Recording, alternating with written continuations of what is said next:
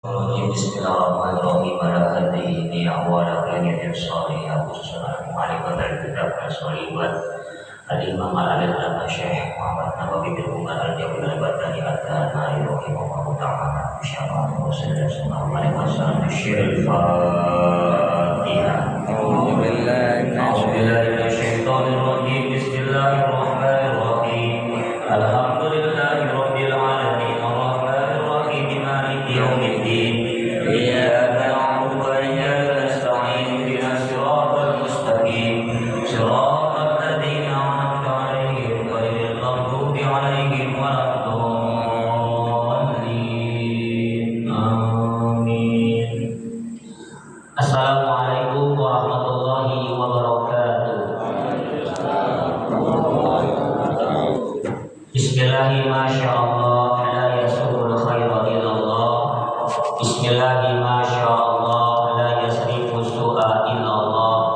Bismillahi masyaallah ma kana ni'matin fa minallah.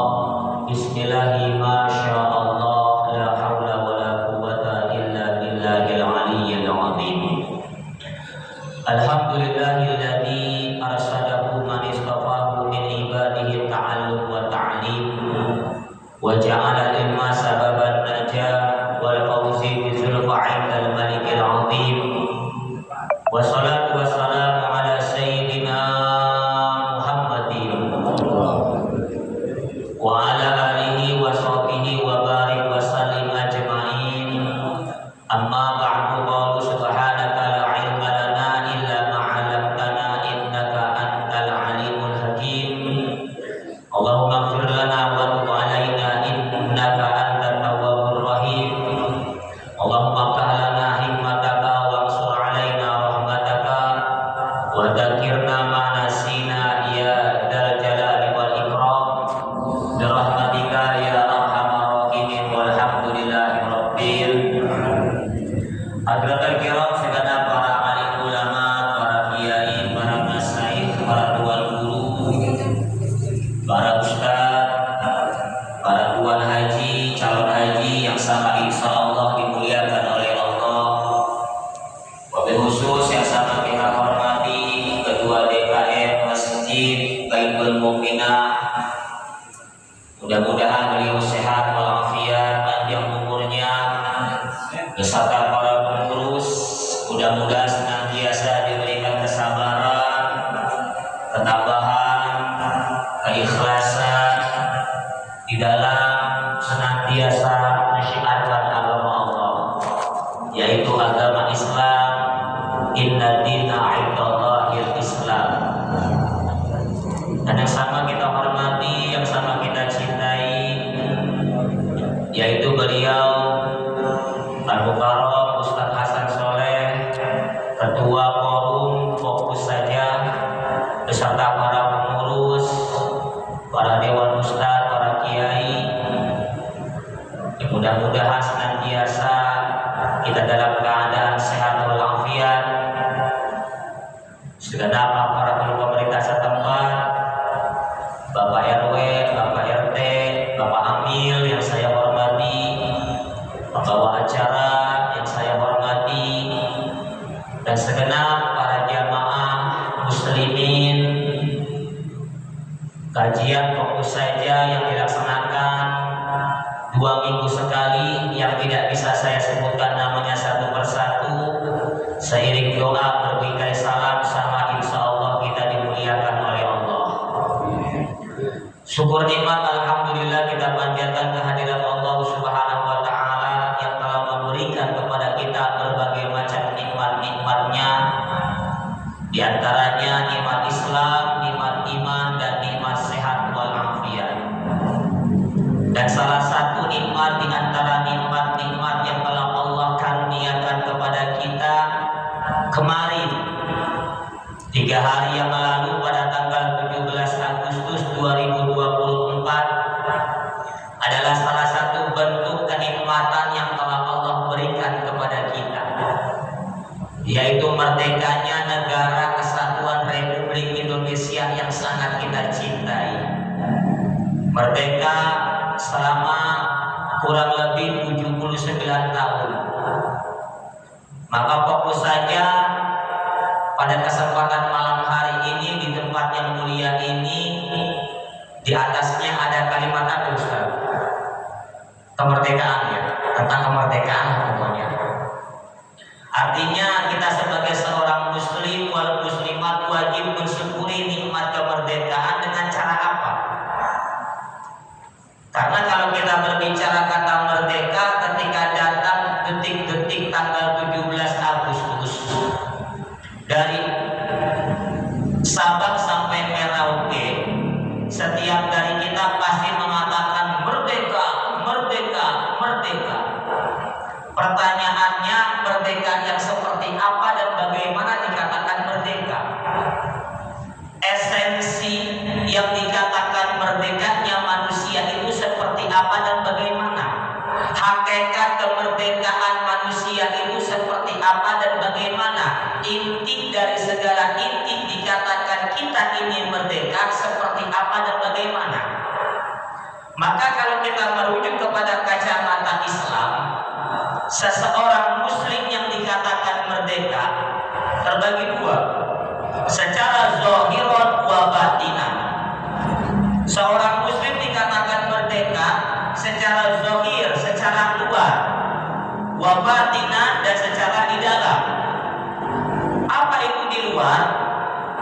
Tatkala dikatakan seorang muslim itu merdeka, mata kita bisa melihat apakah mata ini sudah dikatakan merdeka daripada segala dosa dan kemaksiatan. Apakah kedua telinga ini dikatakan merdeka? Kalau kedua telinga ini telah terbebas daripada dosa dan kemaksiatan, apakah lisan ini telah merdeka?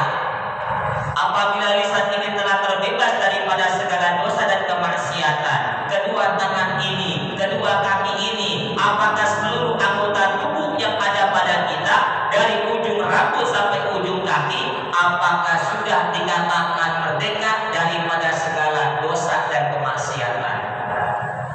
Kalau masih mata ini melihat perkara-perkara yang diharamkan oleh Allah, berarti mata ini belum merdeka. Kalau kedua telinga ini masih asing, masih senang mendengar perkara-perkara yang gibah, berarti kedua telinga ini belum merdeka. Kalau lisan ini masih mengatakan perkara-perkara yang menghina orang lain, mencaci, memaki, memfitnah, berarti lisan ini belum merdeka. Kalau kedua tangan ini masih mengambil yang bukan haknya, berarti kedua tangan ini belum dikatakan merdeka.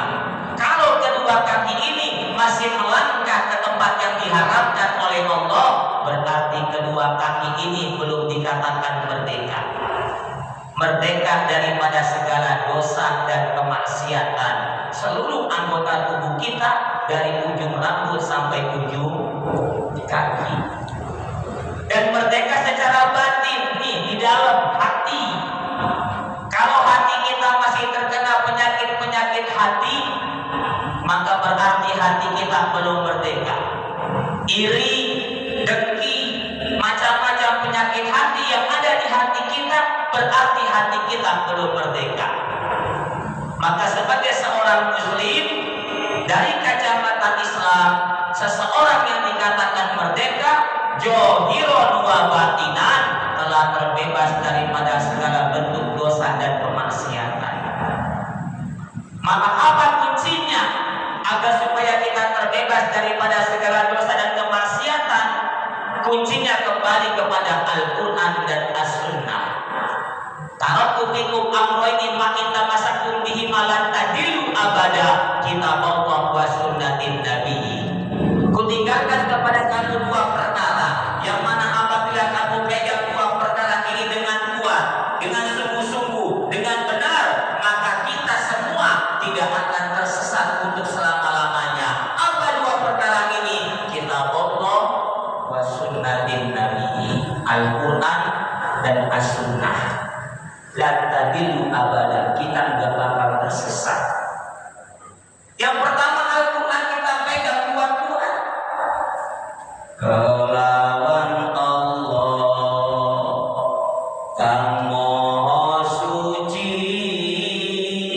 kudu rangkulan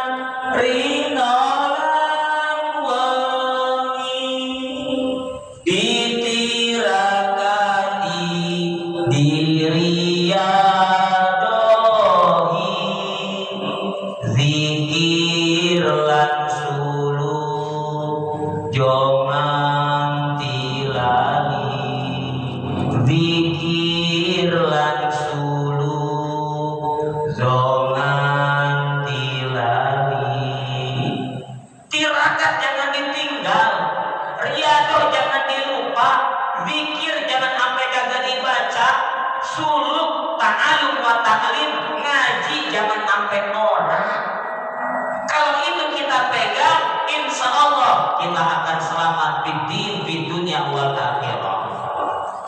Kelawan konco dulur lan tonggo kang padha rukun ojo ngesio iku sunahe Rasul kang mulya Nabi Muhammad panutan kita.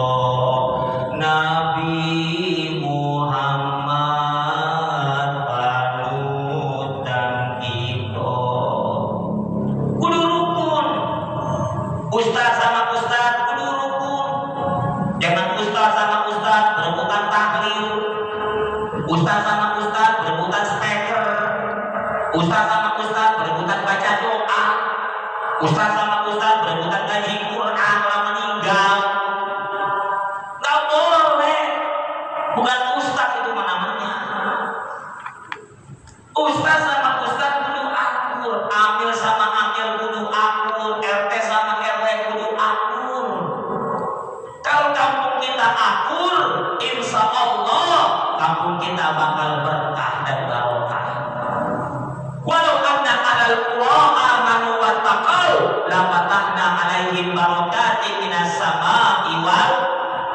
Kalau ustaz-ustaznya beriman bertakwa, amil-amilnya beriman bertakwa, pejabat-pejabatnya beriman bertakwa, masyarakatnya bertakwa, la fatahna alaihim barakatin minas samaa'i wal ardh. Akan kami turunkan keberkahan-keberkahan dari langit dan bumi.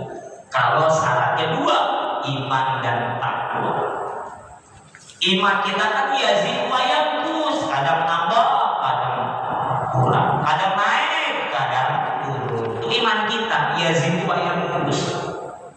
Maka sering ngaji. Kalau iman kita lagi ngedrop, lagi lowbat, datang ke rumah ustaz, datang ke rumah kiai, minta nasihatnya, minta petuahnya.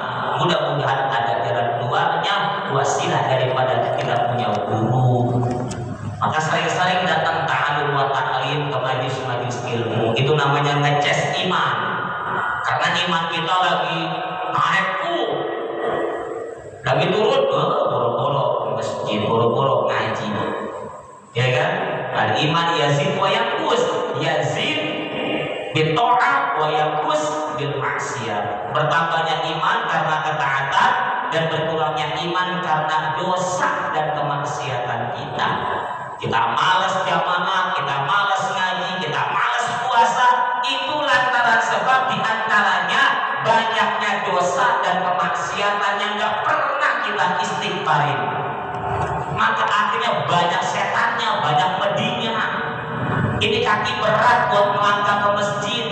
Ini kaki berat buat melangkah ke majlis taklim. Kenapa? Setiap berbuat dosa, setiap berbuat maksiat, kagak pernah nyesel, kagak pernah mau dibawa istighfar. Malah sekarang orang habis berbuat dosa maksiat senang bangga dengan dosanya, pamer dengan kemaksiatannya. Bukannya habis berbuat dosa dia istighfar, dia taubat, tapi ketika itu dia malah senang bangga dengan dosa dan kemaksiatannya. Na'udzubillah min. Jadi ke masjid. Nah, tema kita pada kesempatan kali ini yaitu tentang 6 perkara yang aneh. 6 perkara yang aneh. Tadi kan kedua kaki kita melangkah ke tempat-tempat yang diinginkan oleh Allah, di antaranya ke masjid. Maka di sini ada keterangan di dalam kitab Nasrul Ibad, karangan Al-Imam Al-Alim Al-Alama Syekh Muhammad Nawawi bin Umar Al-Jawi Al-Bantani Al-Tanari, yang lahir pada tahun 1230 Hijriah, wafat pada tahun 1314 Hijriah.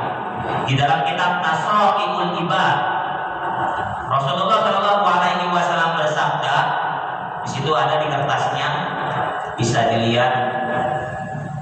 Qala Nabi Shallallahu Alaihi Wasallam, bersabda siapa Nabi Shallallahu Alaihi Wasallam, Sittatu asya'a hunna ghoribatun. Ada 6 perkara. 6 perkara itu adalah aneh. Aneh. Apa itu aneh? Ai ba'idatun anil munasabati. Tegasnya dikatakan aneh yaitu yang jauh daripada kecocokan, jauh daripada kesesuaian, nggak nyambung, nggak sinkron, namanya aneh. Kata Nabi ada 6 disitati mawadi, di dalam 6 tempat. Ada 6 perkara pada 6 tempat dikatakan aneh, nggak nyambung. Apa saja? Yang pertama kata Nabi, al masjidu gharibun. Adapun masjid itu aneh. Kenapa dikatakan masjid aneh kata Nabi? Idza kana al masjidu mabniyan. Apabila ada masjid dibangun, masjid sebelumnya musola. Yuk kita bareng-bareng bikin masjid. Semua elemen masyarakat ikut gotong royong, ikut membantu. RT, RW, orang kaya yang bantu pakai duit, yang bantu pakai semen, yang bantu pakai pasir, yang bantu pakai makanan, macam-macam. Biar musola jadi masjid. Atau belum ada masjid, bangun masjid. Nah, ketika udah jadi masjid, fima baina qaumil la yusallun, di dalamnya kagak ada yang sholat. Dulu waktu belum ada masjid, pengen banget jadi masjid, pengen banget ada masjid. Ketika masjidnya udah ada, ternyata yang aja aki-aki, yang qomat aki-aki, yang imam aki-aki, yang makmum aki-aki, sampai yang doa aki-aki, yang dia doang nggak ada lagi orangnya. Dulu mah pengen banget ada masjid, kali enak ya buat jumatan. Masjid mah kejauhan di sono, di sini mah mungkin kalau kita bangun deketan. Pas masjidnya udah jadi, bima baina qaumil la yusallun, kagak ada yang sholat di dalam masjid itu. Aneh gak tuh? Aneh gak? Aneh.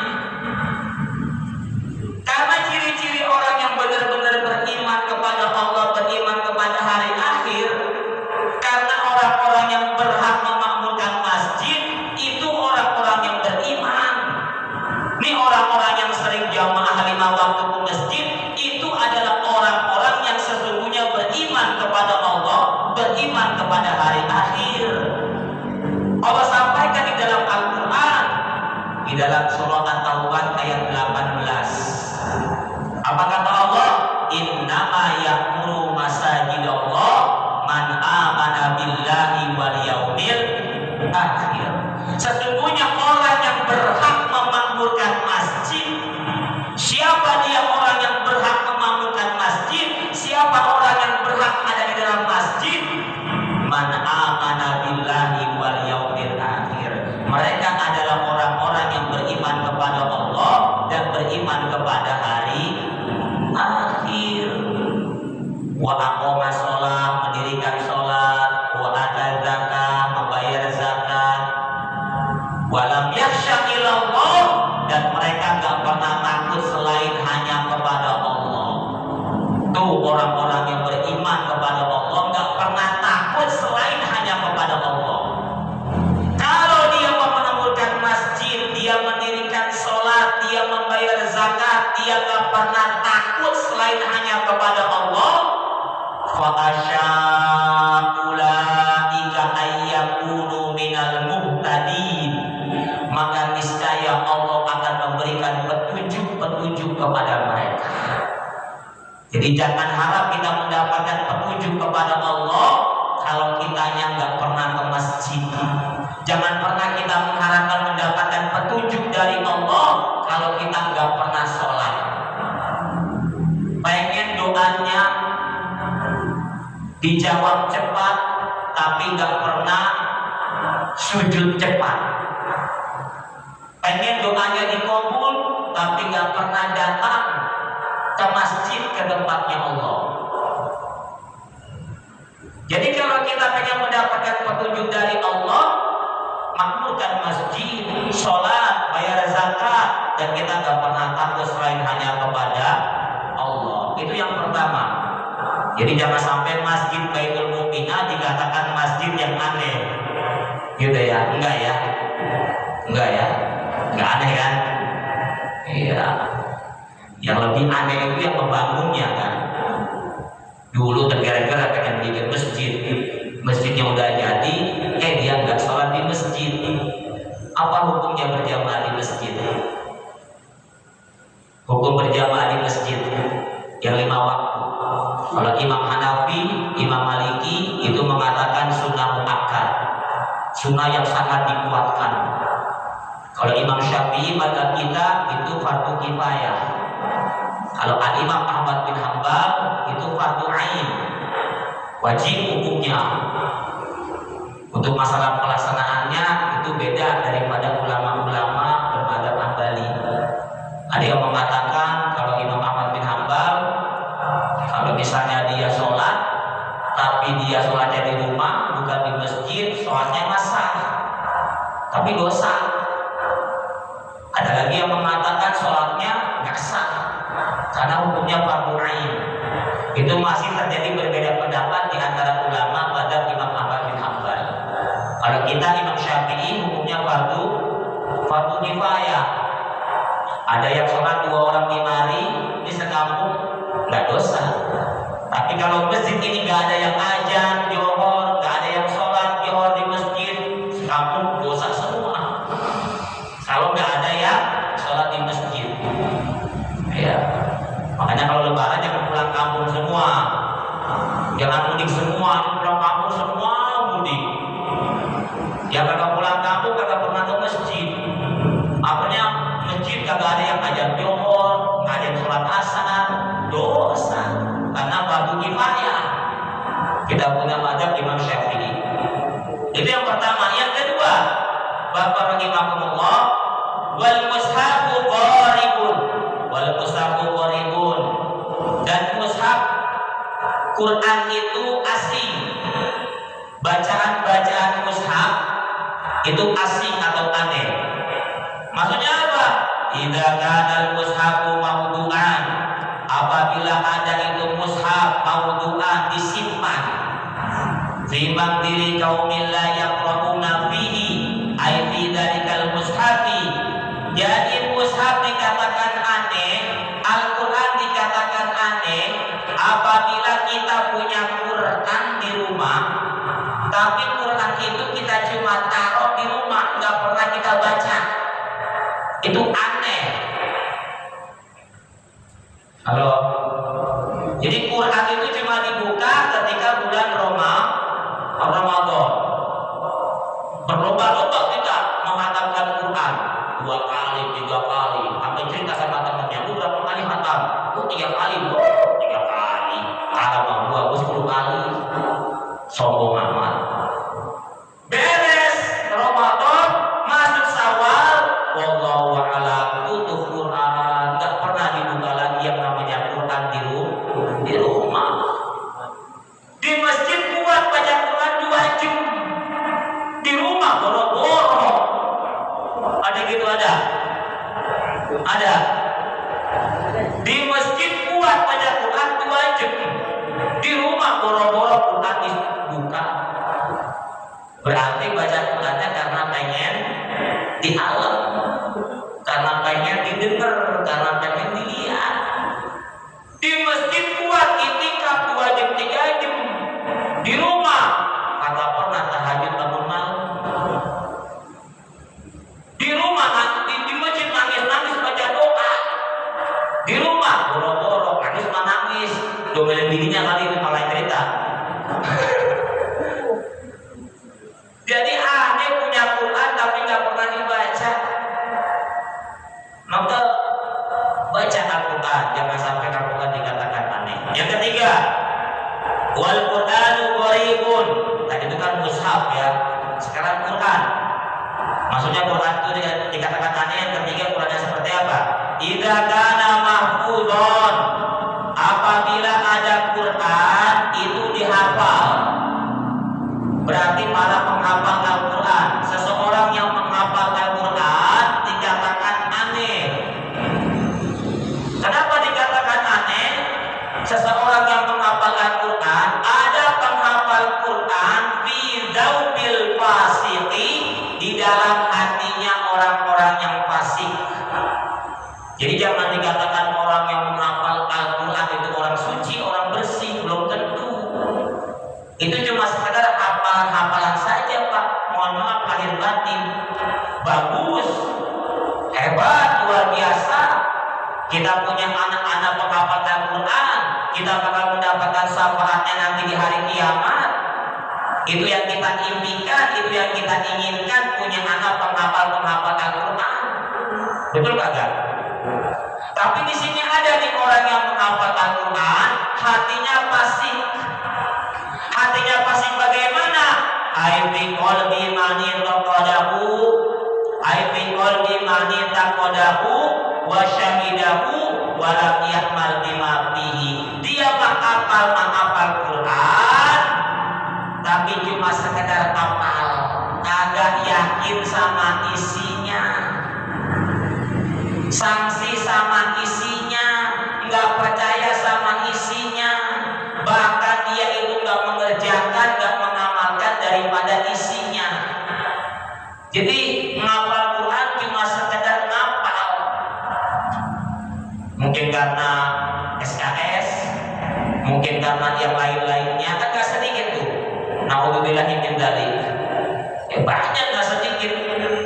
Mudah-mudahan anak-anak kita yang misalnya menghafal Quran jangan ada hatinya itu fasik.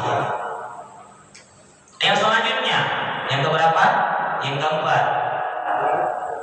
Wal mar'atul muslimatu sholihatu, dan seorang perempuan muslimah, perempuan yang beragama Islam yang solehah. Siapa yang dikatakan perempuan muslimah yang solehah? Ai al-muti'atu lillahi wa lirrasuli al-musinatu lil umur. Seorang perempuan muslimah yang dikatakan solehah adalah dia yang taat kepada Allah, taat kepada Rasul, dan berbuat baik terhadap segala urusan-urusan. Jadi seorang perempuan muslimah, seorang perempuan yang beragama Islam dikatakan sholihah, yang baik, taat kepada Allah, taat kepada Rasul, dan berbuat baik. Itu ciri tanda perempuan-perempuan yang solehah. Ntar kalau dijelasin panjang, taat kepada Allah, ya pahamlah, taat kepada Rasul, ya pahamlah, berbuat baik kepada suami, kepada mertua, kepada anak, kepada tetangga. Intinya seperti itu. Perempuan solehah taat kepada Allah, taat kepada Rasul, dan berbuat baik. Nah, perempuan yang seperti itu dikatakan aneh. Kenapa dikatakan aneh? Fi yadi rajulin zalimin, punya laki zalim.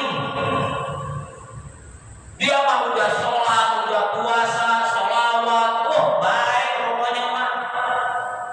Ini kira-kira kayaknya aneh banget tuh perempuan orang wadon, rumahnya solehah banget, apa dapat laki model kayak dia? Aneh gak tuh? Aneh. Sayyil khuluqi, yakni jelek akhlaknya. Seorang perempuan yang solehah dapat laki yang jelek akhlaknya. Itu kira-kira perempuan tuh pasti aneh banget. Kok bisa gitu? Dapatin laki yang agak bagus akhlaknya, yang jelek akhlaknya, yang agak sholat, agak mau puasa. Lalu selanjutnya yang kelima, warajul muslimu sholihu qaribun biyadi imra'atin radiyatin, dan seorang laki-laki muslim yang soleh itu aneh. Biyadi imra'atin radiyatin, berada di tangan perempuan yang hina. Sebaliknya ini ada laki-laki yang soleh, laki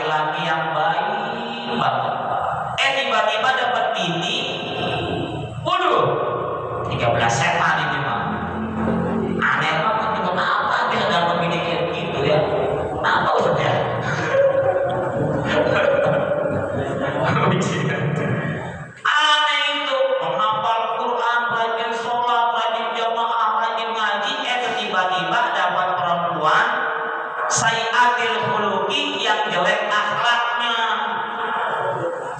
Aduh, itu bisa dapat di mana itu orang madon? Kayak begitu modelnya. Aduh, dibilang jodoh, ya kan bisa cerai. Jangan cerai dan nambah lagi ya. Cerai makasian, ya kan? Takutnya banyak jaga-jaga berkelimpangan. Ganti jangan apa boleh. Oke, sepakat yuk. Ya. Kenapa begitu sampai? Yang terakhir, rahimahullah, wal alimu qaribun. Seorang alim itu aneh dan orang alim itu aneh. Orang alim. Siapa itu orang alim? Orang alim yang dikatakan orang alim adalah seseorang yang memiliki ilmu, seseorang yang memiliki beberapa macam-macam ilmu dan dia mengamalkan ilmunya. Itu namanya orang alim. Ada orang alim tapi gak mengamalkan ilmunya, bukan orang alim. Ada orang alim tapi gak pernah takut sama Allah, bukan orang alim. Pakai peci, baju koko, pakai kain tapi gak sholat, ada gak? Ada gak? Ada. Casingnya doang kayak ustaz, tapi gak sholat. Ninggalin johor, gak sedih. Ketinggalan subuh, biasa aja. Padahal dipanggilnya ustaz. Yang dikatakan orang alim, innama yakhshallah min ibadihil ulama. Ulama itu adalah orang yang benar-benar takut kepada Allah. Kalau disebutnya orang alim, tapi dia gak pernah takut sama Allah, bukan orang alim. Ini banyaknya orang alim di sini. Takut sama bini kali ya? Bukan sama takut sama Allah. Takut karena bini apa cinta sama bini, Ustaz? Nah, nggak mau berantem ya? Nggak mau panjang urusannya. Nah, orang alim dikatakan aneh kenapa? Idza kana muqiman, apabila dia tinggal baina qaumin la yastami'una ilaihi, di antara suatu kaum yang tidak mau mendengarkan kepadanya. Aila yulquna sam'a ila hadithihi, yang mereka tidak menghadapkan atau tidak mau mendengarkan ila hadithihi, kepada perkataan-perkataan orang alim itu aneh. Ada orang alim menyampaikan begini. Tiba-tiba kaum tersebut, masyarakat tersebut nggak mau ngedengerin. Itu aneh. Harusnya bersyukur ada orang alim di situ. Dulu waktu masjid kosong, pada kemana? Setelah masjid diisi sama paham-paham ekstrim, mohon maaf, paham-paham Wahabi, baru kebakaran jenggot. Kemarin kemana aja? Masjid kosong, nggak pernah dipakai buat sholat, nggak pernah dipakai buat ta'lim, nggak pernah dipakai buat ngaji. Ketika masjidnya rame tapi diisi sama paham-paham Wahabi, bukan paham-paham Ahlussunnah wal Jamaah, baru kebakaran jenggot. Kemarin kemana baik, nggak pernah sholat, nggak pernah naik ke masjid. Aneh. Ada orang alim nggak mau ngedengerin orang tersebut di kampung itu, malah jadi yang jauh didengerin, yang dekat gak didengerin. Kan guru-guru kita banyak, orang-orang tua kita yang belum ngajarin ngaji alif kata itu kita malah lupai. Itu keberkahan daripada kita punya kampung, kita punya orang alim. Jadi itu Bapak rahimahullah, 6 yang dikatakan aneh. Yang pertama apa? Masjid dikatakan aneh. Yang kedua, mushaf dikatakan aneh. Yang ketiga, penghafal Quran dikatakan aneh. Yang keempat, perempuan yang solehah dikatakan aneh. Yang kelima, laki-laki yang soleh dikatakan aneh. Yang keenam, seorang yang alim dikatakan aneh. Dan keempatnya tadi sama-sama telah kita bahas pada kesempatan malam hari ini. Mudah-mudahan ada manfaatnya. Silakan bagi bapak-bapak yang ada pertanyaan seputar daripada materi ataupun di luar materi, karena kita di sini banyak ustaz, banyak kiai, banyak ajengan yang bisa jawab. Nanti silakan dibantu jawab.